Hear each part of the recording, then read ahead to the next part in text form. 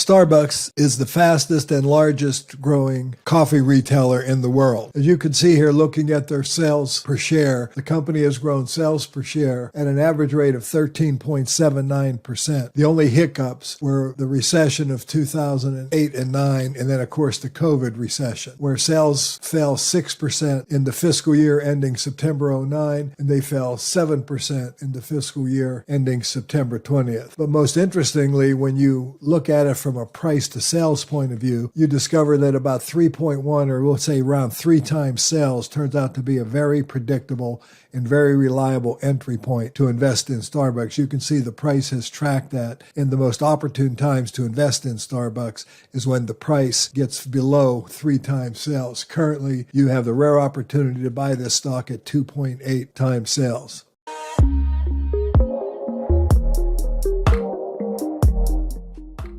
Hello, everybody. This is Chuck Carnevale, co-founder of Fast Graphs, the Fundamentals Analyzer software tool.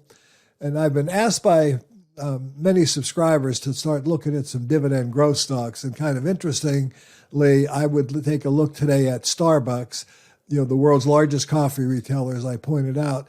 And what I'd like to emphasize here is that Starbucks is actually a growth stock in many ways, but also a dividend growth stock in other ways, and just a really good dividend paying stock in its own right with a yield of over 2.6%. So let's take a deep dive into Starbucks and look at it from a standpoint of the numbers. First of all, if you look at Starbucks from an earnings point of view and look at it from the standpoint of operating earnings, you've seen they've grown earnings at 16.8%. Once again, the only flaws were during the Great Recession. Earnings got a little weak in 2008. And then, of course, COVID, when they were forced to shut many of their stores down, earnings got particularly weak. But I think the consistency of the earnings line, excluding what happened in COVID, which is an anomaly, a 100-year event that you wouldn't really expect to occur, the company has really a very consistent and stellar record. They started paying a dividend in 2010, and they've grown that dividend very fast, as I'll get into a little bit later in the presentation. Now, because of this stellar performance and because the company kind of really created their niche, if you will, this has been always a premiumly valued stock by the market, although I believe, 16, 17, 18 times earnings, which is equal to the company's historical earnings growth rate, would have been fair value. The only time you could have ever bought the stock at that fair value was during right here during the Great Recession. Otherwise, you had to be willing to pay something in the neighborhood of 30 times earnings to be able to buy this stock. Now, if that's true, and of course that's based on a pretty high growth rate, a blended PE of 23 times earnings seems to be pretty attractive. But let's look at it from some other aspects here, if you will, rather than just operating earnings per share. Let's look at it next from operating cash flow, because this is now a dividend-paying stock. Now, what I'm most interested in here, and I even take the price off the graph to prove my point, the company's cash flow, operating cash flow, has covered their dividend in most years since they started paying one, and their free cash flow has covered their dividend in all years except for the COVID, again, which was anomalous. That was a period that you would give them, a little pass on, because obviously that was beyond management's control or anybody's control. Now, if you look at it from an EBITDA standpoint, earnings before interest, taxes, depreciation, and amortization, and correlate the price to EBITDA, you see that about 16 times EBITDA has been a very fair valuation. And that's, analogous to the growth rate, which has been about 15.12%. And once again, you see that 15 times EBITDA, which has been the normal valuation the market has applied to the stock, is a pretty reliable indicator of whether you'd be paying too much to buy the stock or buying it, at attractive valuations. Of course, during the recession, the price got down to 5 and 6 and even 4 times EBITDA. And then, of course, it got back up to the 16 times EBITDA. During overvalued times, it got up to 21 to 22 times EBITDA, as you can see in numerous cases here. And notice how every time that happens, the company always reverts back to a more rational price to EBITDA. And right now, again, we see Starbucks trading at a big discount to what their normal price to EBITDA would be. And the company's dividend yield, as I mentioned, is 2.64%. And their EBITDA yield is over 8%. And I consider that very, very attractive. I like 6.5 to 7 as a kind of an average number that I like to see with stocks.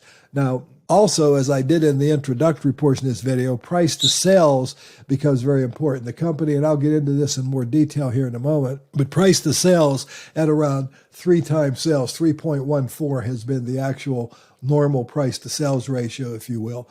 So, right now at 2.8 times sales, that indicates you can buy Starbucks at a bargain. And again, I want to emphasize, it's very rare to be able to find this stock at prices below its normal price to sales. In those rare cases, you saw that during COVID. We saw that very briefly in 2018. And then, of course, we saw it during the Great Recession. But these are marvelous times to buy the stock. Because let's look at performance for a minute. If I go and look at the long-term historical performance, you'll see that Starbucks compared to the S&P 500 has grown at almost 16%, where the market's only grown just a little over 7%. All right, so it's about double. And by the way, I was telling you, we're going to be launching this feature hopefully today or tomorrow, where we've taken the performance results and we've given you a drop down where you can look at the quarterly results if you want to see the detail of the quarterly results. But then, to keep it simple, we've kept it only giving you the annual numbers. As I mentioned previously, this company has grown their dividend at an average growth rate of over 31% since they started paying one, and over 28%. But now, again, I always want you to be thinking about using this tool as an analytical tool. You're analyzing what you're seeing here. So if I look at that, the first year they increased their dividend by over 125%. So what we need to do here is we need to call out that number and try to get a little, better idea of what Starbucks actually has been able to grow their dividend. And we still find it's a 17 to 20% growth rate. Average growth rate's been over 20. The compounded growth rate has been 17.5. So this truly is a dividend growth stock as well as a growth stock. And again, this is an opportunity to really buy the stock at a very attractive valuation relative to historical norms. But let's look a little deeper into the company right now. And I'm going to do that. I'm going to turn to fund graphs. Now, this is a feature we haven't launched yet. It'll be a new feature. I've showcased it before. We're still working on it. It's working pretty well, but we're going to, have to test it more before we do it. But we've created this thing we call the health check. Now, what I want you to note is to go through here, and the idea is to compare the company against historical norms to see just how healthy it is, financially. Is the company operating at a very high level or not? So the first thing you want to look at is margins. And interestingly enough, at one time the company had very high margins, but more recently their margins have been below industry standards. The sub-industry restaurant, industry norm has been about 36%, but Starbucks still is running at a healthy in the 20% range. So it doesn't have bad margins, but relative to the industry, it does. Now, just to put that into contrast, probably one of the leaders in this restaurant sector would be McDonald's. And just to put that into contrast, you can see that McDonald's has actually above, industry norms, in terms of their margins, where Starbucks was red. But the margins are still very, very good. And I think that's the important message I want to get across here, is that the company is still generating double-digit margins. Their operating margin has also been double-digit, except for September of the fiscal year ending in September of 20th. And as you can see, their net margin in many ways is above industry standards and sometimes below, but it's always had good margins. So the margin is not an issue. Now, the return on assets, got relatively weak. The company, has done a lot of investing here, and I'll be talking about that in a moment. So that's, affected their return on assets. Return on equity actually turned negative in 2019 and 20. And that, again, a lot of that has to do with buying back stock and other issues. Their sales revenue growth has been averaging over 12.7% on a gross basis per year. And that's, really excellent sales growth. From a net income point of view, they're also generating good net income growth, averaging about 17%. They obviously have their occasional bad years.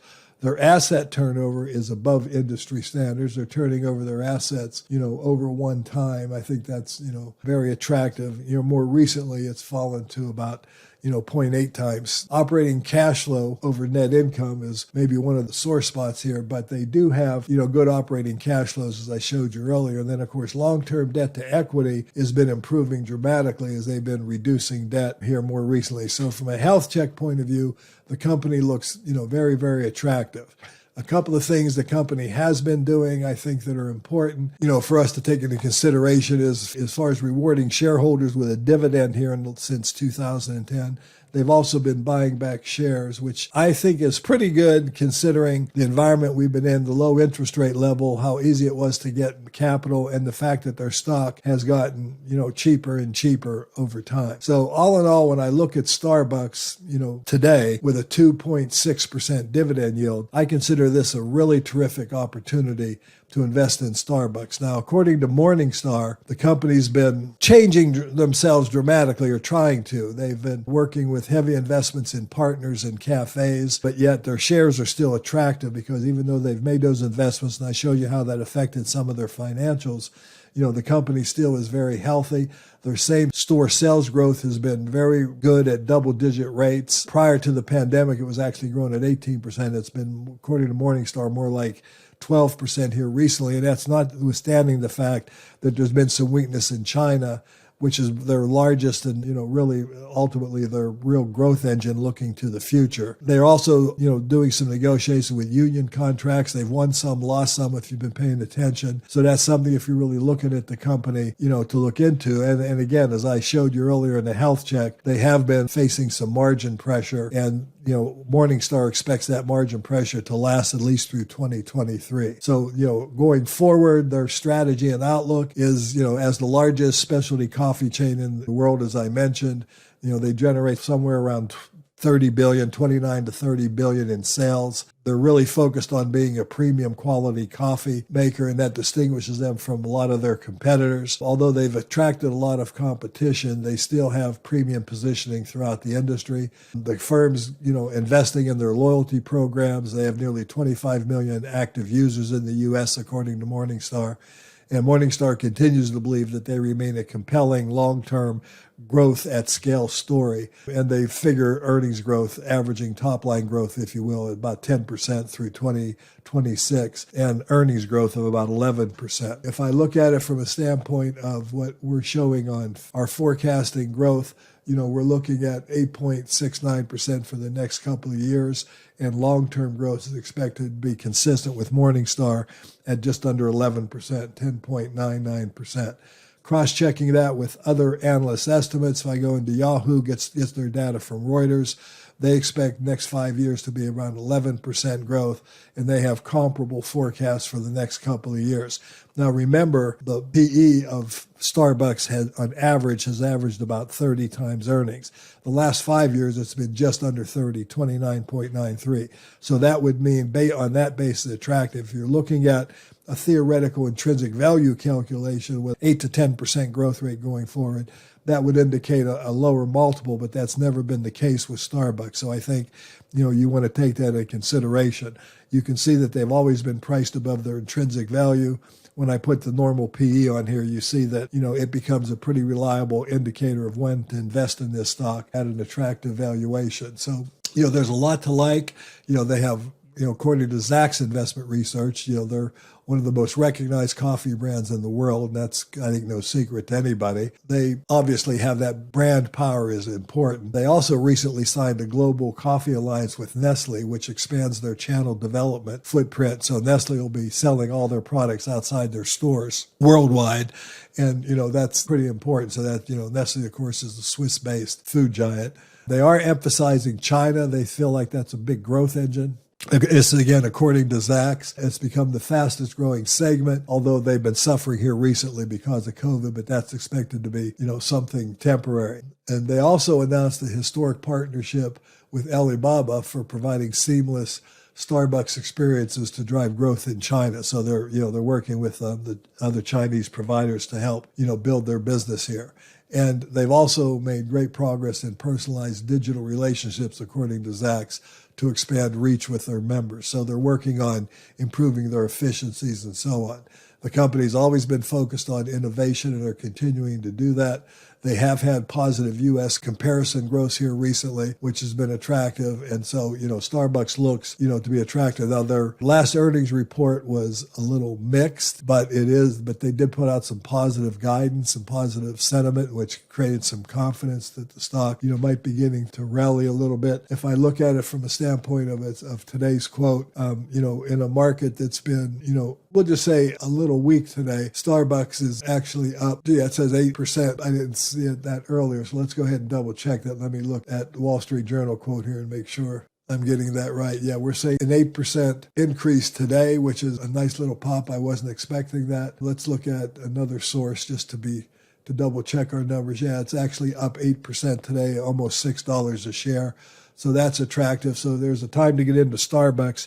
Now actually might be the time. Again, this company has a tremendous record, but I also want to point something out to you here. I mentioned this before, and I actually use Starbucks as an example. If you overpaid for Starbucks, like back in May of 2006, when it was way overvalued, and held it to today where it was theoretically undervalued, you still average 10% a year on your investment. This has been a powerful growth story. If you bought it at optimum time when it was really inexpensive at about 13 times earnings and held it till now, you made almost 24% a year.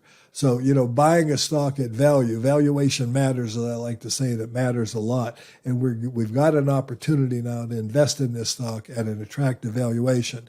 Morningstar, I think, puts their fair value at around 106 currently. If you just use the historical normal PE on Fastgraphs, that would show it at about 103. If I, go into their normal multiple here, I would put their fair value at $95 to $100 a share. So somewhere in that neighborhood would tell us that this stock has got a nice margin of safety built into it now, considering that it is such a growthy story. So all in all, I would say if you're looking at Starbucks, from a standpoint of operating cash flow, the company's dividend is very well covered. From a standpoint of EBITDA, the stock looks like it's trading at one of the most attractive prices to EBITDA that you've had good fortune to be able to buy it at in a long, long time. And of course, price to sales would also indicate that this growth story has become undervalued. Interestingly enough, if you look at their payout ratio, the company only pays out about 7 or 8% of their sales in dividends now, but they are paying a nice dividend. And as I've indicated several times, the dividend has grown very nicely. So there you have it, ladies and gentlemen. This has been Chuck Carnevale saying, hope you liked my little bit of dive here into Starbucks. I think this is one of the rare opportunities to be able to invest in this stock. I'm currently researching it myself so that I can maybe even use it for my client accounts. I haven't made that decision yet, but everything I see so far tells me that if I was looking for some, decent yield, good growth, and certainly strong dividend growth going forward, Starbucks may just fit the bill. If you like this video, give me a like, ring the bell. If you haven't already subscribed to Fastgraphs, take a look at Fastgraphs. It's a powerful tool. We've got some really exciting new features coming out, like the health check, and of course, some other features that we're really excited about. You'll be able to see coming here in the next several months. But anyway, thanks for watching. As always, I appreciate you guys, and I'll talk to you again soon.